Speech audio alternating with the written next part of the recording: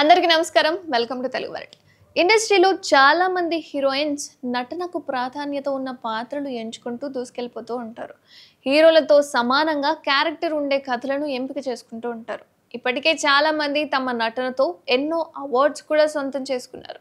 ఇక సినిమాల్లో హీరోయిన్స్ పాత్రల గురించి ఇప్పటికే చాలా మంది ఎన్నో రకాల కామెంట్స్ చేస్తూ ఉంటారు. తాజాగా ఓ స్టార్ హీరోయిన్ ఊహించని కామెంట్స్ చేసి ప్రస్తుతం సోషల్ మీడియాలో హాట్ టాపిక్గా మారిపోయింది.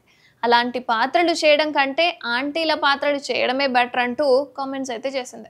ప్రస్తుతం ఇండస్ట్రీలో ఈ కామెంట్స్ అయితే వైరల్గా మారాయి. ఎందుకు ఇలా అనింది అని. ఇంతకీ ఆ హీరోయిన్ ఎవరో తెలుసా? ఆమె ఎందుకు ఆ కామెంట్స్ చేయాల్సి వచ్చింది? పనికి మాలిన పాత్రలు చేయడం కంటే ఆంటీ పాత్రలు చేయడం అనేది ఉత్తమం అన్న హీరోయిన్ ఎవరో కాదు, సీనియర్ నటి సిమ్రాన్. సినిమాల్లో ఏదో అలా వచ్చి ఇలా వెళ్ళిపోయే పాత్రలు చేయడం కంటే ఆంటీ పాత్రలు చేయడం బెటర్ అని చెప్పుకొచ్చింది సిమ్రాన్.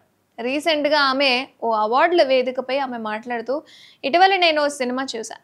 ఆ సినిమాలో నటి నటన నన్ను ఆకట్టుకుంది. వెంటనే నేను ఆమెకు మెసేజ్ చేశాను.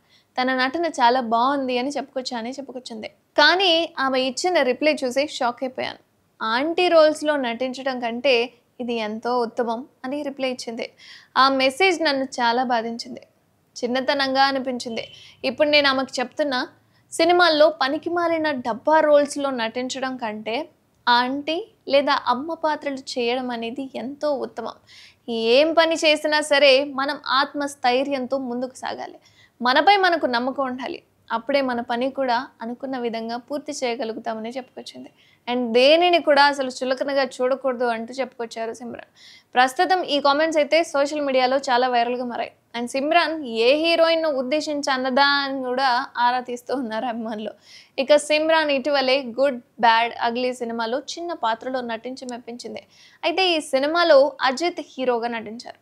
అండ్ ఈ సినిమా గురించి మంచి విజయమే అందుకుందని చెప్పుకోవాలి. అండ్ ఈ సినిమా చూడని వాళ్ళు ఎవరున్నా, చూసిన వాళ్ళు ఎవరున్నా సరే కామెంట్ చేయండి ఎలా ఉంది ఏంటి అని.